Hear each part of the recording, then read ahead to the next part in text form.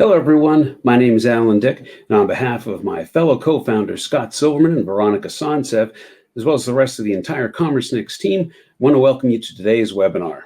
Today is Wednesday, February 21st, 2024, and our topic this week is Save the Data, Performance Pros Share, How to Put CTV Data to Work. Before we go any further, I'd like to welcome and thank today's speakers. We've got Steve Hartman. He's the head of Integrated Marketing and Experian Consumer Services. Sam Russell, Director of Media and Acquisition at Mint Mobile, Ryan Monahan, CMO of Redcon One, and Severin Nesselhoff, Director of Marketing Strategy at Mountain. Thank you so much for being with us today. Thank you as well to Mountain for sponsoring today's broadcast. We couldn't bring these webinars to you without their support. I also know it's been a real pleasure working with their team, especially Laura, Olga, Severin. Thanks so much for helping us put this together. Next, I always want to thank the CommerceNix staff. We've got Veronica, Scott, Jill, Maeve, and Robert, all of whom are off screen helping to make this webinar a success. And as always, thanks most of all to you, the audience, for taking time to join us today. I'll start us off by mentioning that our next webinar takes place on Wednesday, March 6th. The topic is Maximize Sales and Loyalty Through Seamless Omnichannel Experiences. My fellow co-founder Veronica Sontsev will be leading that webinar and hosting a panel discussion with executives from Aaron, Tapestry, and Fabric. You can register for that by clicking on the link right over in the chat. Speaking of things coming up, it's never too early to register for our big event, the CommerceNix Growth Show, June 11th to the 13th in New York City. We're putting together a monster lineup of over 120 speakers, including top executives from Patagonia, On Running, Tapestry, J.Crew, Ipsy, Estee Lauder, and so many more. So just go over to commercenix.com or go to the chat for the link to learn more and apply to attend. Moving right along. I want to remind you that our YouTube channel has over 370, count them, 370, videos covering topics including acquisition, retention, leadership, retail technology, and so much more. Our YouTube channel link is again in the chat. You can always go to the chat. It's a good place to get links. Of course, we're recording this webinar, and we'll email you when we publish it later this evening. Next up, let's take a moment to remind everyone where to find the things you need to get the most out of this webinar. There are four tabs in the upper right of your screen: Chat, Q&A, Polls, and Handouts. Please use the Chat tab when you want to communicate with other attendees or offer a shout out to the speakers. The Polls tab is where you can participate in the audience polls and review the final results after we close the polling. And the Handouts tab is where we have today's presentation and other useful information available for you to download. The most powerful tool, in my estimation, however, at your disposal is the Q&A tab. This is your steering wheel for the conversation. This allows you to drive the conversation by posing questions directly to our speakers. Think of our panelists as your personal expert focus group, ready to offer their insights into the issues that matter most to you. As far as I'm concerned, no question is too small and no challenge too big to pose to our panel today. To help fuel the discussion, panelist Ryan Monahan of Redcon One is generously providing a full box of their MRE protein bars with free shipping to any location in the U.S. to every audience member whose question we select for the panel discussion. Take it from me, the German chocolate cake and cookies and cream flavors are yummy. They are awesome to take on hikes. Just thought I'd share that with you. Remember, even if you don't have a specific question, you can still participate by upvoting other audience questions. This really helps us prioritize which questions to present to the panel by letting us know which is the most important to our audience. Lastly, if you're watching this on the replay, thanks for joining us. And please note that the handouts are available by clicking on the highlighted document icon in the video player, and the audience poll questions are available via the Polls tab. Now, before we bring Severin up to give us his take on how to put CTV data to work, he wanted to quickly ask the audience one question. Have you ever run ads on connected TV or streaming before? Simple yes or no question. Kind of want to see where the audience is at. Ooh, this is interesting. I would have expected this to be a bit different. All right, so cool. So it looks like 83% of the audience has run connected TV or streaming ads before. I wasn't expecting that, to be honest. I really wasn't. I was thinking this would be more split 50-50, but it's not. Yeah, it's currently running 84% yes, 16% no. Cool, we can close that poll. Very good. We got an experienced crew with us today. All righty, moving right along. With that, let's bring up Severin Nesselhoff. He's the Director of Marketing Strategy at Mountain. Severin, welcome to the Commerce Next virtual stage. How you doing today? I'm doing fantastic. Thank you so much, Alan. I love the halo effect of that light behind you. It's so angelic. And you're looking great. That's what I'm striving for, angelic. That's what I'm striving for. We'll take it. We'll take it. All right, Severin, it's on you. We'll be back in a minute. Perfect. And Alan, thank you so much for the kind words and the kind intro, for having us on today's webinar. And also thank you for breaking with your routine and asking that question up front. Over 80% of level of experience with CTV, connected TV already. Fantastic. That allows me to just really talk maybe a bit more in the weeds, a bit more in the tactics when it comes to using data for connected TV advertising campaigns. Because that's what we're going to look at today. We're going to look at some best practices, at some of how to use data, and really how to get the most out of your connected TV campaigns.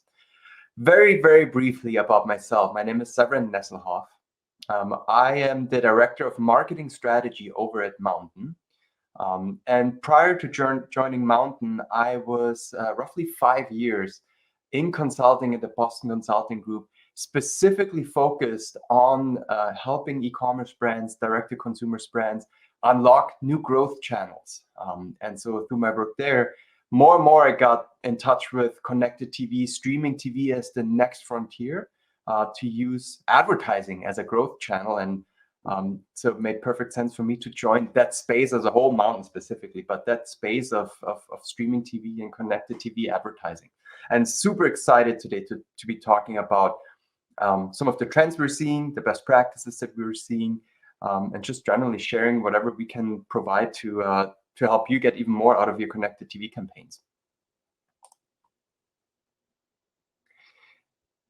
The TLDR, too lazy didn't read, the net of today's talk is really we at Mountain, but generally, and we in the industry, see connected TV as a third performance marketing channel. And I think that's, especially if you have experience in running advertising on TV, connected TV, that might sound familiar to you, that might ring true, but also we see a couple of best practices that you need to unlock to make CTV a third performance channel. And maybe that's a good place for me to briefly stop, and because we're using the acronym here, CTV. So when I refer to as CTV, that means connected TV, that really means streaming advertising, mostly on the big screen. It can be, of course, also on a mobile device or a tablet device, depending on the channel, depending on the app that you're using. But I think for the sake of this conversation, for this presentation, streaming TV, connected TV, CTV, it's all just meant to express this notion of using the streaming TV advertising ecosystem to get your ad in front of a consumer, in front of an audience. So very briefly, what we're going to touch on today, why CTV is important, why CTV is so popular these days and becoming even more popular. And then we're going to look at a specific case study. I brought one case study that highlights from basically the life cycle, if you will, from getting started to finding a new audience, to scaling your CTV program, to starting to really experiment and fine-tune your CTV campaigns. And then, of course, we measure throughout that life cycle, but then a couple of best practices on how to measure the impact of your connected TV campaigns. And then I'll provide you with a checklist of how to provide a partner. Let's be real, this is not meant to be self-serving and all point in the direction of Mountain. But again, I think just especially in a growing and evolving market like connected TV advertising, it doesn't hurt to just have a checklist of here's what to look for in a potential partner. I'm going to leave this, keep this very brief, especially since so many of you have experience in connected TV advertising. One stat that I wanted to leave you with is, though, that 66% of Mountain customers are first-time TV advertisers. The reason why I'm mentioning this stat is because, again, CTV, it's different from the linear TV ad buys. It's more direct. It's direct to brand, if you will. We as brand marketers can use it at our fingertips in full control. But it also means that there might be especially for maybe the 20%, for those of you who haven't advertised on CTV before, on connected TVs, there might be a perceived hurdle of getting onto that big screen, which I use the word perceived because it is easier than we all think or would have thought. But just one stat to show This now, CTV, the living room TV is now for all of us. It's democratized truly. So, and I'll also just briefly mention one stat on this slide, since we're providing these slides to you after the presentation. I noted the sources at the bottom in case you want to read through them in more detail. Another, to me, big difference between linear traditional TV and now connected TV is this notion that traditionally we thought of linear TV as more of a brand build, right? A brand builder, you use it for your big branding campaigns.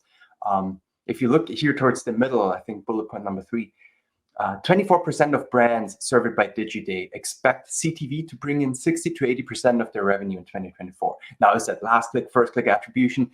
Let's just assume that 60 to 80% of their revenue will have been touched by CTV along the buying journey. And I think that's huge. That shows CTV is a revenue driver. It's not just for brand campaigns, can't measure it. It is directly attributable to revenue. And that's what we should be striving for, by the way, with CTV. It should be tied back to actual revenue, incremental revenue. Getting started is as easy as ABC TV. And really, we mean it, right? That's what self-serve CTV platforms are built for. They're built to look and feel like your Google Ads, your Meta Business Manager. It requires minimal creative lift, minimal investment, because you can test, you can scale, you can refine, you can optimize. Minimal training. Again, that's why we believe CTV is the third performance pillar, performance marketing pillar, because it does look and feel so much like the first two pillars, Google Ads and Meta Business. And minimal disruption in terms of your workflow. Again, it should fit in very nicely with what you're already doing creatively and from a performance marketing perspective. And that really brings me to highlight those, especially the first 3 points: minimal disruption, minimum investment, and minimum creative lift. That's why I brought one case study to focus on for today, which is Rumpl. Rumpl, being in e-commerce, selling outdoor blankets, selling really outdoor gear, and targeting that aspirational outdoor consumer, right? They go outside, they want to be in the outdoors. And Rumpl, just to take you from basically the story from getting started to testing, to scaling, to refining, when they got started with Mountain, their main motivation was to say, hey, we have it fine-tuned, we have it dialed in with our performance marketing channel, Google, Facebook, those paid social channels. Now we want to reach audiences. Number one, we might want to reach audiences that we're currently not reaching through these, let's just call them traditional digital channels.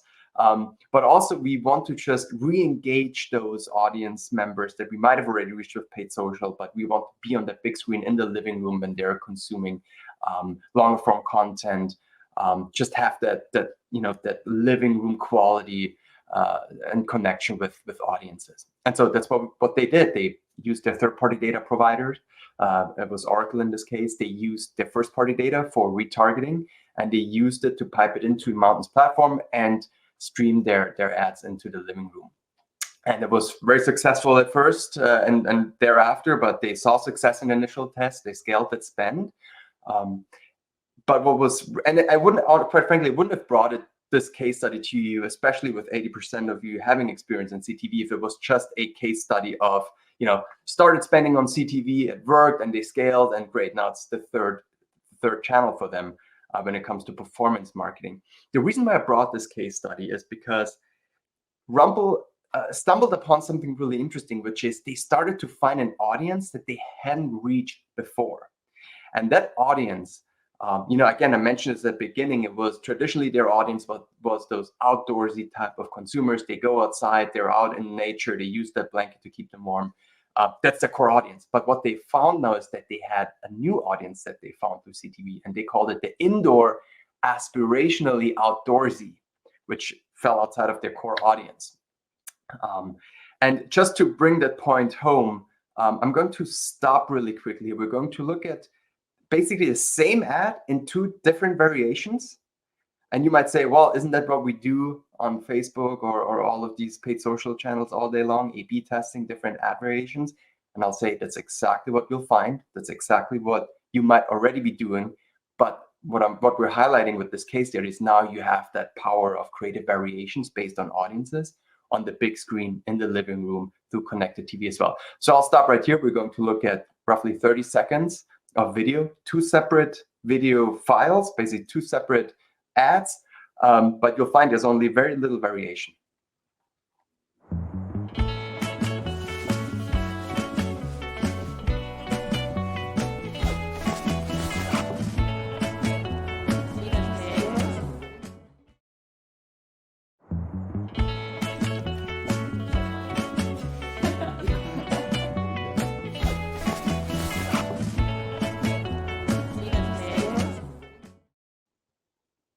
Yeah, if you weren't closely looking, you might have missed it, but in the first 10 seconds here, we saw 2 different variations of basically the same ad.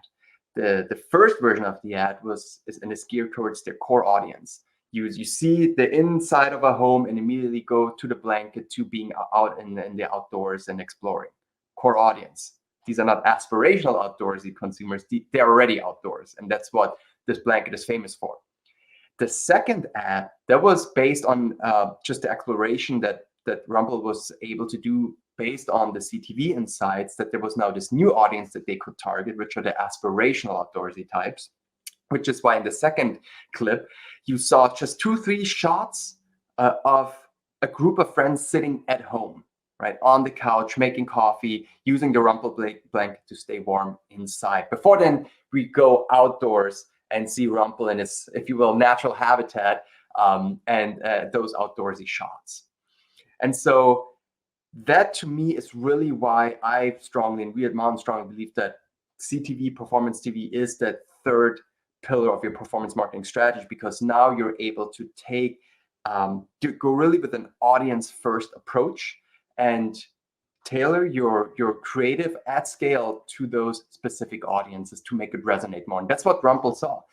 After the first test, ramping it up with their core audience, now we're talking about the tale of 2 ads, seeing, you know, what more than 3.6x ROAS in Q4, as we noted here. So if you think of Q1 being when they had their core audience, now we start really segmenting out these additional audiences with focused creative for those audiences, and see that ROAS go up. And again, this is what I think we as performance marketers from paid social are so used to, and now we have that in the living room on connected TV. And I'm just going to leave it very briefly here in terms of the results, right? When we think about that life cycle and scaling your campaigns and being always on, specifically maybe during seasons where you're ramping up towards, say, Black Friday, or we're gearing up towards that season when your audiences are most engaged, outdoor season in Rumble's case, you know, saw 35% increase in conversion rates versus the core audience, and just overall a lift. And actually, let me go, because these numbers speak for themselves, and we talked about this at length now that they found a new audience. What we actually see, CTV on its own, it doesn't just stand on its own legs. It also starts to create a halo effect. This halo effect means, while you can directly attribute conversions and sales and incremental sales to CTV campaigns, you also start seeing what we call the halo effect, meaning just a stronger performance in your other ad channels through having that brand exposure, that brand on the big screen, and being able to target those audiences in a more granular, targeted way. And this is actually a great, and let's basically put a pin in this in terms of the halo effect, because you might wonder how are you able to measure this from CTV all the way down to paid social and paid search, and we'll get to that in a second. But again, I wanted to bring this case study too, especially for those of you who have experience in connected TV, to really showcase how we can get more granular, more targeted, more segmented in our audience approach, and just use existing creative, maybe slice it up fairly differently or just slightly differently, and really get those incremental ROAS increases.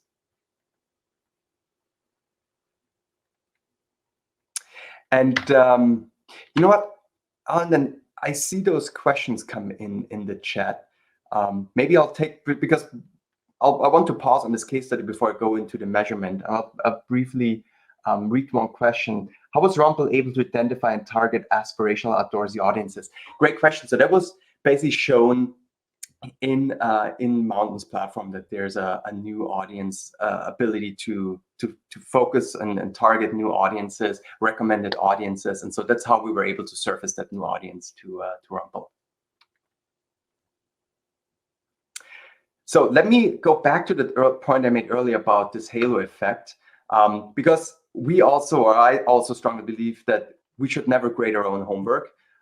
And that basically means, yes, at Mountain we provide you with a suite of reporting, ROAS, verified visits, all the things that prove to you that, hey, we're not just spending your ad dollars, we're actually giving you a return on your ad dollars. You can track it in real time, can make optimizations. The Mountain platform optimizes automatically, of course. But again, we provide you with those insights, but to the point of never grading your own homework, we encourage third-party measurement integration. That goes back to that that halo effect that I mentioned. For instance, I'm putting up Rockerbox because we just recently announced that integration. It's just one example. We integrate with Rockerbox and encourage our brands, our customers to bring their measurement tool and not just depend on our reporting. Of course, our reporting being real time, but nothing's better than having cross-channel reporting at your fingertips, especially if you start seeing an overall lift in your conversions across your ad channels driven by connected TV. And of course, we actually started not just with Rockerbox, but we started all with Google Analytics integration for that third-party reporting, for that third-party validation.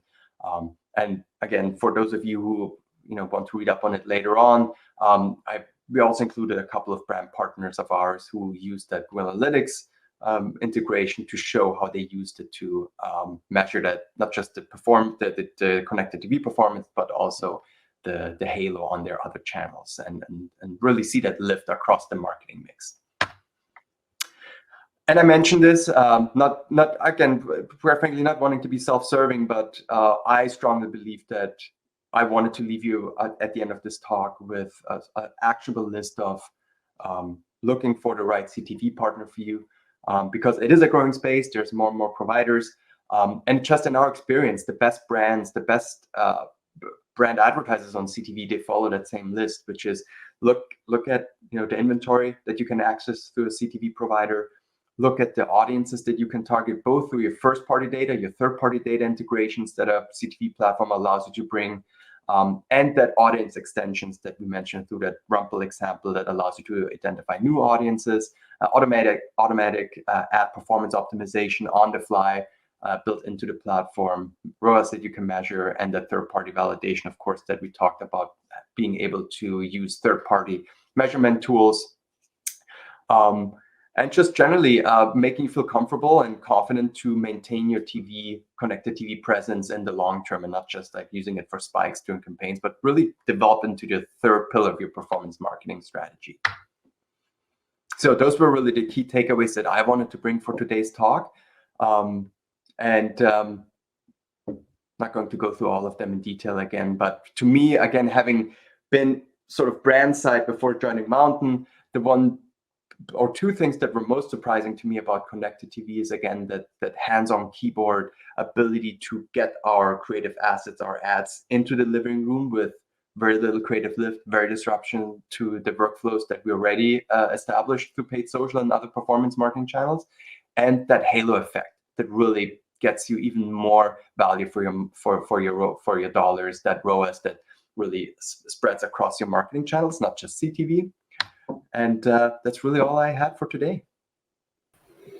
All righty. Well, great presentation. Thank you very much, Severin. Sierra, you are the first recipient of a case of Redcon 1 MRE bars. They're yummy because they're made with real food. Just kidding. Okay, so moving right along. Yeah, thank you for that. Yeah, if you got questions, please ask them. Sierra, thanks for that. Doug, I see you're in the audience. Liesl, MJ, great to have all you guys on board with us today. It's always fun to see names we know and people that are doing the work. Looking for some questions out of you guys. That's all I'm going to say. All right, moving right along. It's instant poll time. I want to start this by framing it with some previous polling results. On our last webinar, I asked the audience about the objectives you were trying to accomplish with CTV. Unsurprisingly, brand awareness and customer acquisition were the top results. In January, we asked about the barriers you face in testing and scaling TV advertising. Here, you told us that measuring success, high media costs, and cost of creative were all concerns. Now, but we're going to be discussing all these issues in just a few minutes, But what I really wanted to do was, knowing now that you've got these goals and these challenges, the only question I want to ask the audience at this point is, for those of you that are using CTV, how satisfied are you with those advertising efforts? For those of you that are actually using it, how satisfied are you with those advertising efforts?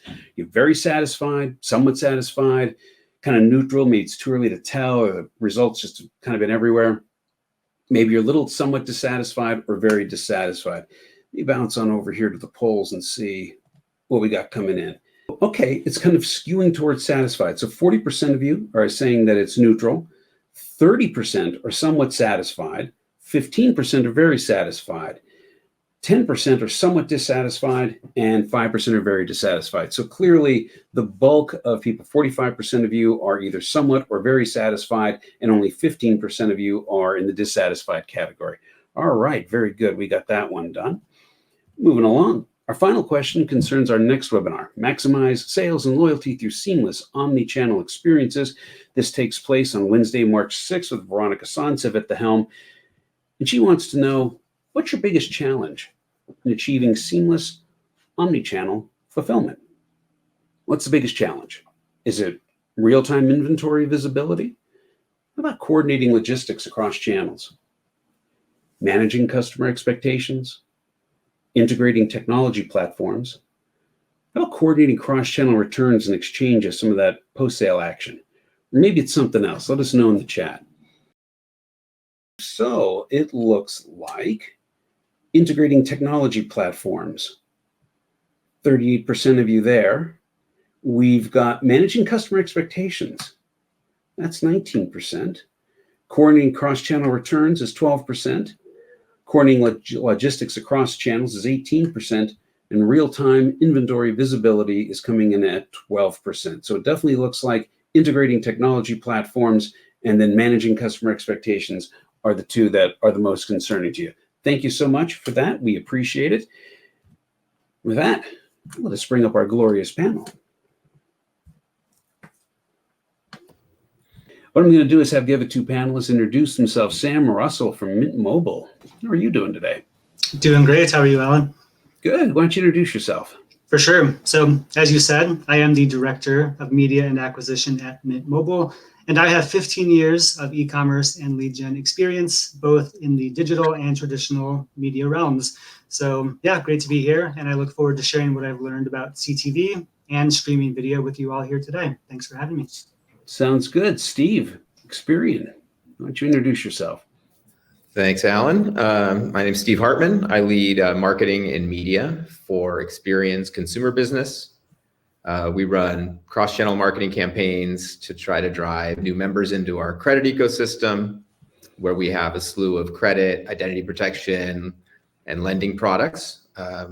We're part of the bureau, but we're the consumer arm. So, we run a lot of media, and CTV is very dear to our hearts and to our marketing strategy. All right, fantastic. I see the circle here, the circle of life, perhaps. No, dang it, can't get a win here. Technology, it's only the 21st century. I think you'd have that done by now. All right, well, we will bring Mr. Monahan on here in just a moment once Rob and our Crack AV team correct those issues. But for the moment, I want to go back to you, Sam. There he is. There's Mr. Handsome now. You're on the move, I see. You have a busy... No apologies necessary. I think there's to apologize to the audience for the moving background, but my name is Ryan Monahan. I'm the Chief Marketing Officer of Redcon One, fastest growing sports nutrition brand. But also the reason we're on the background is we announced yesterday that Deion became a owner within our company. And so we've been kind of on a little bit of a travel show for that. So this was super important to us. So I apologize in advance, but we will bring the heat on the content. Outstanding. So, Ryan, in case you hadn't heard it, Ryan, your audio is breaking up just a little bit. So once you get to a more stable location, we'll dig into you a little bit more. But Ryan did make the point that Deion Sanders signed on as part owner of Redcon One, and that has been quite the event for them. So, very happy to hear that. Congratulations. What I want to do is I'm going to go around the table here, Sam, Steve, and then Ryan. I want to ask you, how do you think about CTV's role in your marketing ecosystem? what is the role in relation to your company? What are you trying to achieve here? What's the strategy? Sam, I'm going to start with you again.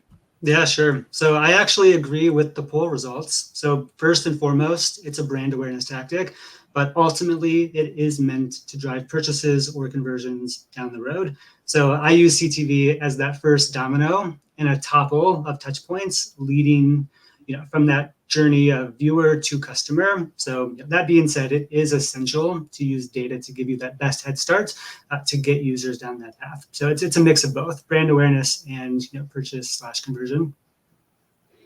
All right, Steve, let me hear it from you. What are you looking to get out of all this?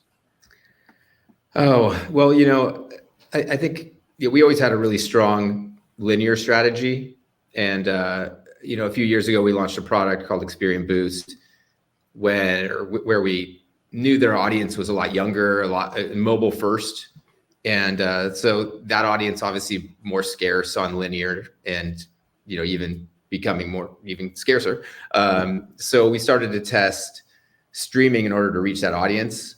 There was some targeting, but there was very little measurement. So when Sam talks about brand, I feel like, brand and brand impact is definitely something that's maybe easier with the channel. But I think it's gotten better with measurement. And I think, it's been about a year and a half now when we really started to ramp up our spend in CTV because we felt there was a little bit more confidence in attribution and measurement in the channel. And I think, prior to that, it was a lot of, hoping and just knowing that your audience was there. And you're reaching the right audience, but you're just not getting, the performance back out of it. So, I think now we've gotten to a really good, a good place with CTV.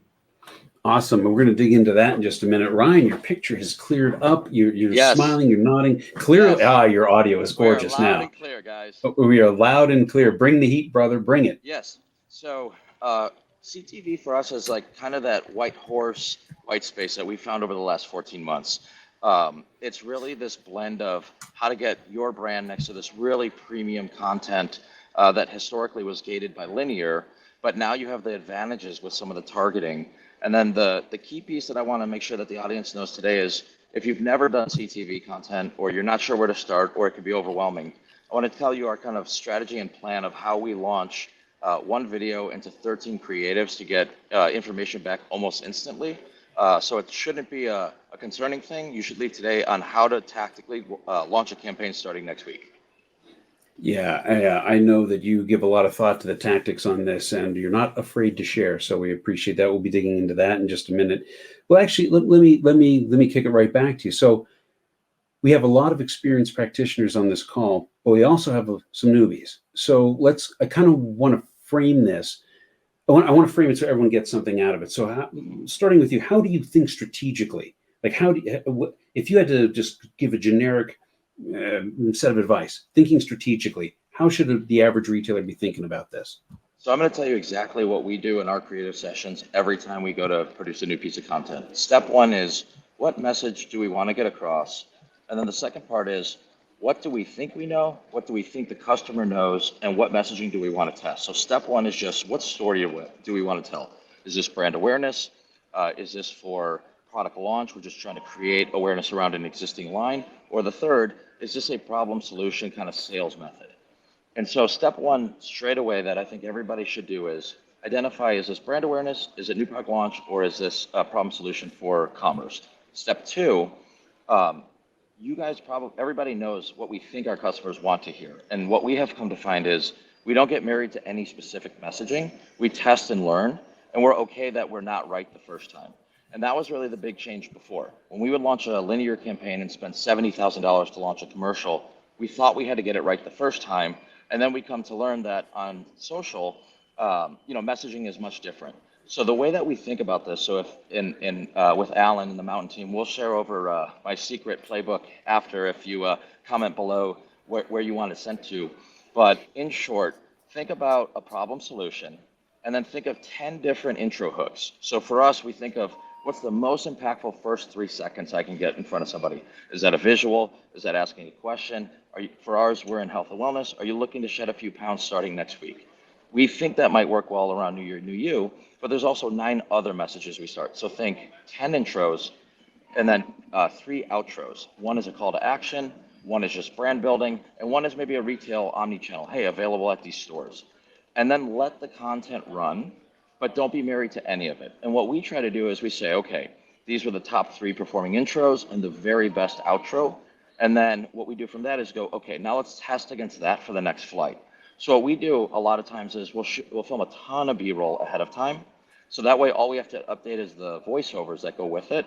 But that's allowed us to take, if you can produce content for social media, easily scale it to a really big, beautiful screen like how Mountain's product is.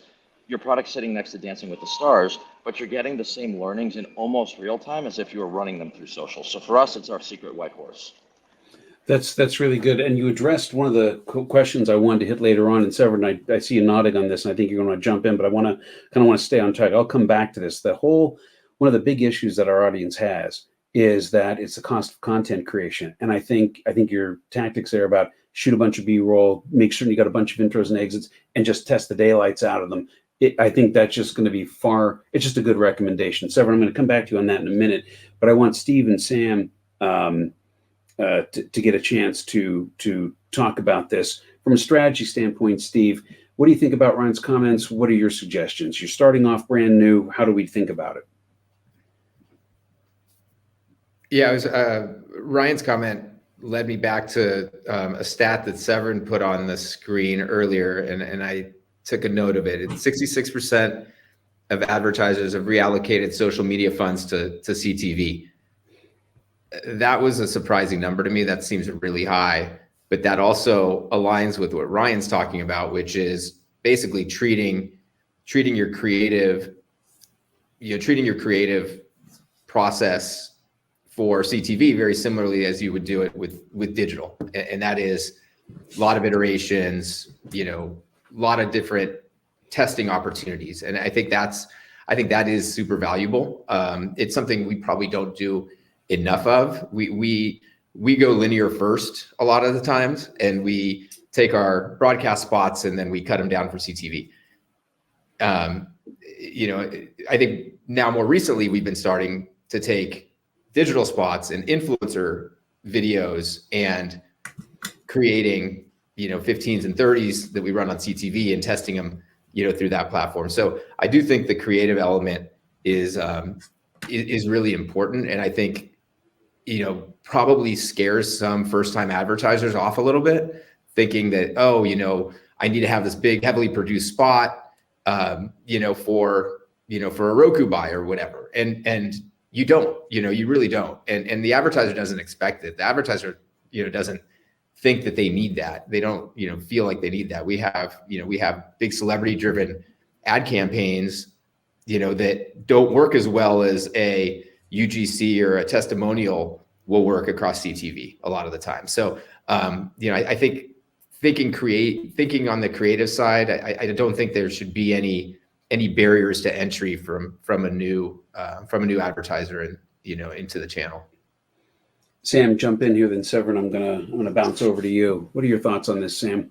Yeah, for me, I always start with the business goal. What are you trying to accomplish as a business? And then figure out how can CTV fit into accomplishing that goal? Do you need it to fill the funnel? Are you using it for competitive conquesting, et cetera?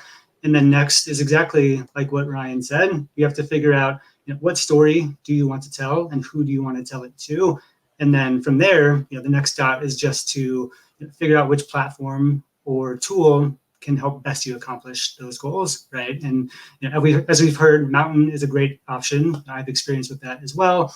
But others might need to hire an agency to run their CTV buy, or maybe you just want to dip your toes in the CTV pool and maybe expand your Google Ads video campaigns into the CTV inventory platform, right? So it's I think once you do those things in a sequence, tie it back to your goal, figure out what story you're telling, and figure out where you're going to tell that story, everything should fall into place in terms of that testing that we've been talking about.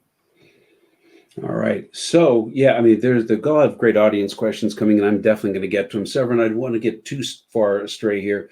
Ryan brought up about how, and it was an audience concern, about how content creation is a block. to a lot of people coming into this marketplace.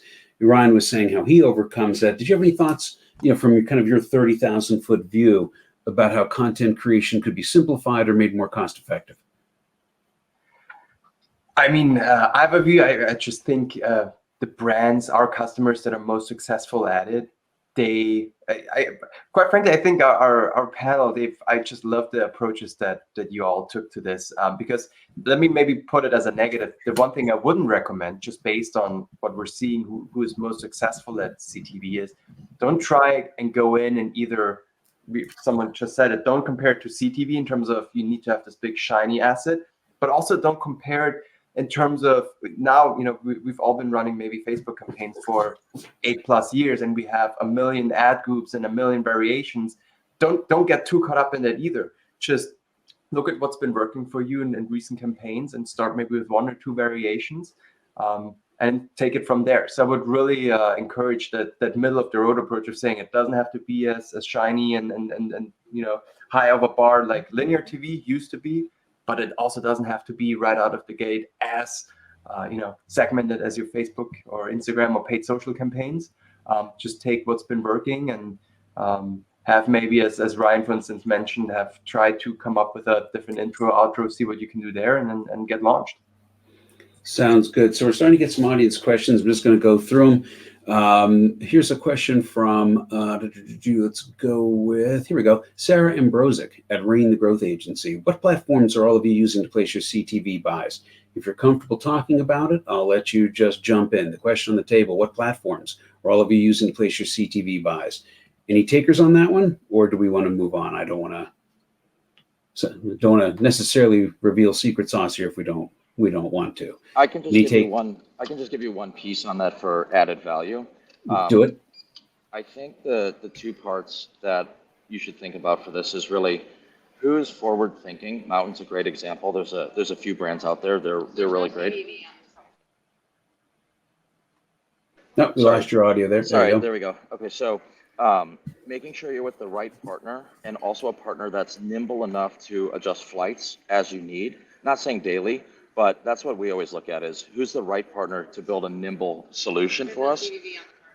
So that's just a key piece, is, don't be married to what you've always been with for 100 years, but really being with who's going to be nimble for the future. Excellent point. Sam, Steve, anything? If not, we're going to move on. All right. Sharday Porter from Brand Story Experts. As attribution methodologies continue to evolve, and the importance to figure out how to leverage a combination of advanced analytics, technology, and strategic thinking, how do you decipher and credit testing different platforms appropriately? How do you decipher and credit different platforms appropriately? Sam, Steve, any thoughts on this?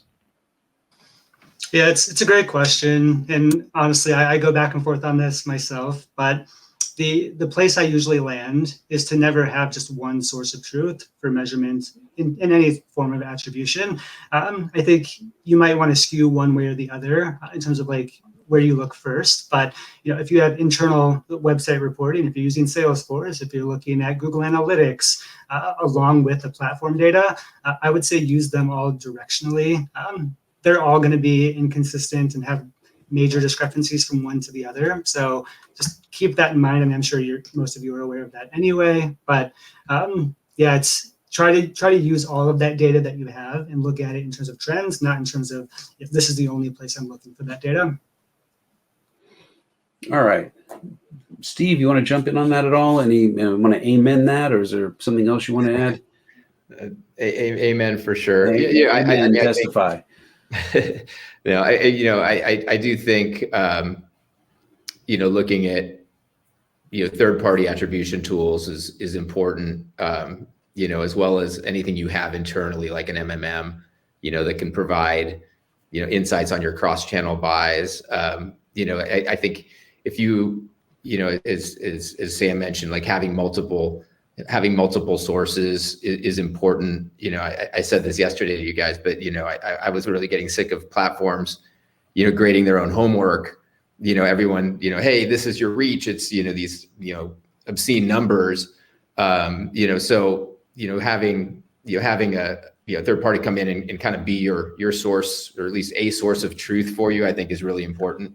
And you have to really figure out what your key metric is that you want to solve for. And I think there's a lot of the tools solve for different things, but is it incremental reach over your linear buy? Is it straight performance? Is it some sort of a brand lift or impact there? So I think there's different ways, different tools, but try to get as many touch points as you can, as many data sets as you can to try to solve for what you're trying to reach. And then one last super tactical piece for that, that was kind of the missing piece for us from an org perspective on how we thought about data, really leaning into some kind of customer database platform.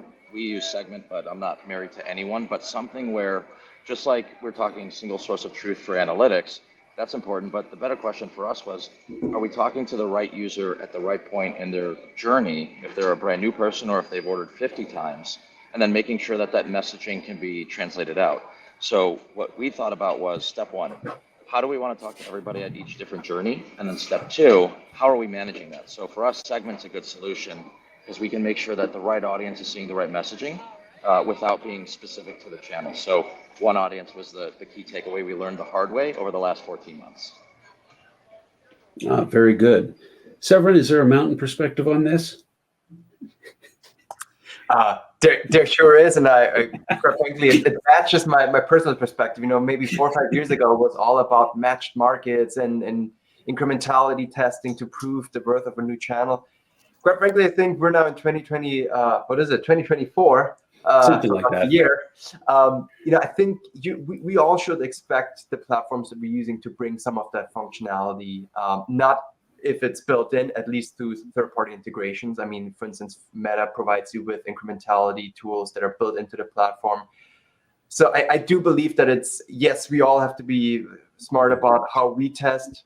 Matched market is maybe one way, but also I think at this point in time, we can expect some of these platforms that want our ad dollars, and I'm not speaking, I guess, more with the consultants head on, but these ad platforms to bring their own measurement too, at least through integrations, if not built in. And Steve, your term of not grading on homework, I think is key here. I stole it from my presentation. I hope you don't mind, but because I think that just rings truer than anything else. That's absolutely true. That's absolutely true. Yeah, I thought it was a great simple way of describing a real issue. So well done. We're getting lots of great questions, including one from Doug Jensen from Estee Lauder. Dougie. He wants to know, do you leverage online TV, for example, YouTube, publisher sites, as well as CTV? Or is CTV the only reach platform that looks like TV? Again, from Doug Jensen at Estee, how do you leverage online TV, for example, YouTube, publisher sites, as well as CTV? Or is CTV the only reach platform that looks like TV? And I just did that to see if I can get Doug to laugh again. He's making comments in the chat. Now, I don't know if you guys can see. So I couldn't see that, but yeah, I mean, context. Short answer, we like to buy the glass, right? The living room. And so we buy YouTube TV, we buy YouTube CTV, or 95% of our YouTube buy is on CTV now, even our performance buy. And so, we use YouTube as a CTV buying platform, essentially. So, the days of, online video, I think are we do it with like kind of the performance layer of our buy, but, for the most part, you can buy CTV on YouTube for much cheaper than you can with other CTV platforms. So, YouTube is an important one for us for sure. Mm-hmm. Sam? Yeah, I think from a customer or consumer standpoint, the lines are blurred more and more each year. And from their perspective, they don't really care if it's CTV versus linear versus YouTube TV. They just want content. So from an advertising perspective, I absolutely recommend casting a wider net as much as you can to test, and then winding down your budget where you see the most performance, unless you have a limited budget, that is, of course. But yeah, I think you have to be everywhere. The consumers don't care. You're going after them, not their specific channel. Agree. Severin, you want any piece of that question from Doug? Any comments on that? I don't, just because these are asked to the retailers, I mean, you can't jump in here. No, I echo Steve and Sam's sentiment. Especially Steve, as you mentioned, you buy the big screen TV, you buy the glass. But I think that question also does a great job at highlighting now the plethora of options that we have to reach consumers. And it basically ties directly back into our previous question with the attribution and the measurement and just seeing what works best. I think one of the things you see here, you see a couple more questions coming in. Again, we do have time for a couple more questions if folks want to get them in. I've got plenty of other questions here, but I'm more than happy to run with the ones you provide from our audience. We do it for you guys. So we got a couple of questions on budget. And again, I think this is, I will issue the caution that I don't expect secret sauce to be delved here. Maybe personal opinions or general guidelines are perfectly acceptable. But Liesl Walsh, hey Liesl, from Many Moons, what % of total budget in a campaign do you think you need for pure testing before scale? Like how many days of a campaign or the testing phase? Again, I'll repeat it. This is from Liesl Walsh. What percentage of total budget in a campaign do you think you need for pure testing before scale? Like how many days of a campaign or the testing phase? That's the question on the table. I'm going to look at Sam. I'm going to look at you, Sam. Yeah, it's a great question. And honestly, it just goes back to statistical significance. I wouldn't say it's a certain portion of the budget versus another portion, but it's more of, are you spending enough to get meaningful data? And are you letting the campaign run long enough to acquire that data as well? So I know it's not directly answering the question, sorry, Liesl, but I would say make sure you're getting that statistical significant data before you make a judgment call on whether it's working or not. All right, Steve. I feel the same way. I think it's, I don't think there's a formula that's been built out that says, you need to spend this or that. But yeah, I think there is, you do need to give it enough runway to get us to statistical significance for whatever you're trying to reach.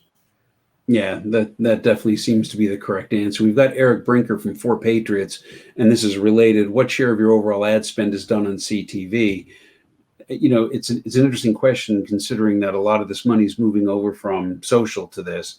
So just kind of interested, again, rough terms, vague terms, ideal terms. Again, I'm very hesitant on secret sauce issues, but I do want to try to answer as best we can. Yeah, this one is this one's interesting. I think there's always been like industry rumblings of what it should be. And I think a couple of years ago, it was like 80-20.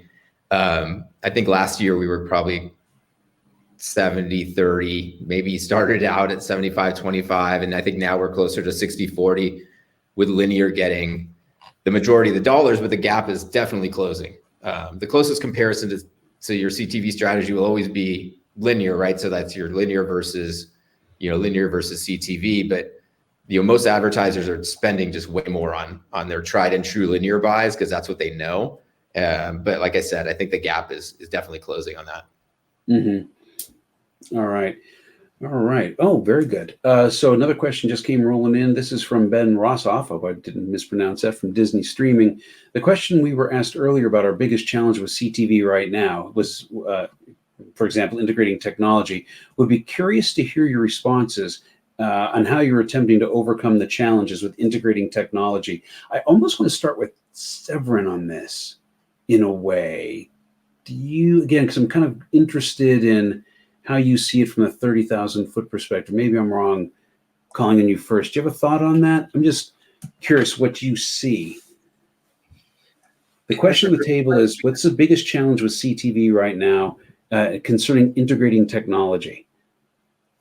Yeah, I think, and if I understand Ben's question correctly, I mean, you could separate out, is it the measurement technology? Is it the upfront creative technology? Right? Is it the technology that allows you to place your buys and optimize your campaigns? I mean, again, I can just reiterate from our perspective, what we hear the most and what customers ask us the most for is 2 pieces of technology. Number one is the measurement, right? That goes back to Steve's point, not creating your own homework, enabling third-party validation of your results through in our case, the Rockerboxes of the world, the Google Analytics of the world. One thing we're seeing more and more now, though, is integration on the front end. So being able to integrate your asset management systems, being able to just ever more seamlessly import and upload your creative, editing your creative on the fly. So allowing you to be more and more nimble, ever more nimble to just create creative that matches your audiences. Because again, CTV is all about the audience first buy. You buy audiences, and versus traditional linear TV, you will buy a channel, which stands for an audience potentially. But now with CTV, you really go by that audience buy, and that creative has to match that audience. So approaching basically from both ends, the creative side, make that seamless, and integrate the measurement side to get the results measured. All right. Sam, Steve, you want to jump in on this question of the issues about integrating technology? Yeah, the one thing I would add to Severin's answer is just privacy concerns are really a growing topic of importance recently.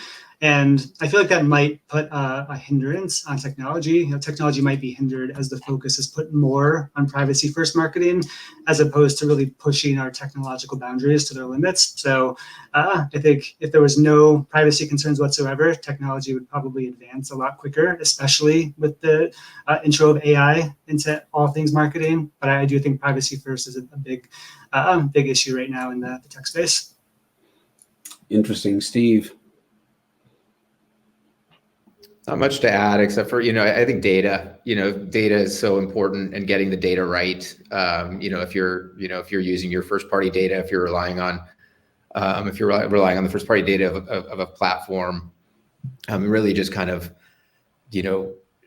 making sure you're buttoned up on that front. And I think there's a lot of trials and tribulations that happen as you're trying to, create a really strong data-driven campaign, and I think just really making sure you've thought through the whole process and had some guidance in getting it done. Yeah, I think that's excellent advice. I cannot believe that we're at the top of the hour already. I mean, when we start talking, like, I got a full half hour, we got plenty of time, and I look at the clock, it's like, I got 2 minutes. So as a reminder to everyone in the audience, Ryan, who I really wanted to get more out of on this webinar, and really apologize that he couldn't be here. I just know it's been a topsy-turvy week for him. But he did offer to write up his thoughts and send them out as a PDF. So if you are interested in that, put your email address in the chat, and we'll know you want a copy, and I'll hook up with him. I also have some other ideas about I can mine some more information out and maybe get that to you, but I'll check with him first on that. But I want to wrap up here with some final thoughts. I just want to go around the table here and just ask for final advice. Given the rapid evolution of CTV and the digital marketing landscapes, what's the one piece of advice you want people to walk away with from this webinar? Sam, I think you had some interesting ideas about embracing the unexpected. Yeah, sure. So yeah, I wouldn't just expect the unexpected, as the saying goes. I would embrace the unexpected. I think trends are going to continue to pop up that go against your preconceived notions. Maybe some unknown placements might outperform others, well-known networks or publishers, and some popular platforms might shut down entirely or get purchased. And that's perfectly okay. I would just say, use the data to your advantage, be agile, and you'll succeed. Sounds good. Steve? Bestow a nugget of wisdom upon us. Experimentation, testing, testing different buying platforms, testing different creative executions, testing different audiences. Just know that you go in with this testing mindset, and that there's so much value that you can get out of this channel, but you definitely have to work to get to the right value, and so I think that's the having a really experimental mindset, I think, going in is really important. That's great. Severin, the last word's going to be yours. Steve just used the word value. I would say, in terms of driving value, have high expectations. In this day and age, we're used to basically building maybe in our paid social platforms audiences based off our highest LTV customers. So let's have those expectations that this day and age we should be able to buy against those type of customers that we want to get more of, and exclude those that we want less of. So having those expectations that we live in a world now where you can expand those capabilities into CTV, the big screen, and work from there and set yourself up for success. All right. And with that, I just want to remind everyone that before we close out today, you can go into the upper right-hand corner, download the presentation and a couple other great white papers from Mountain. We appreciate them doing that.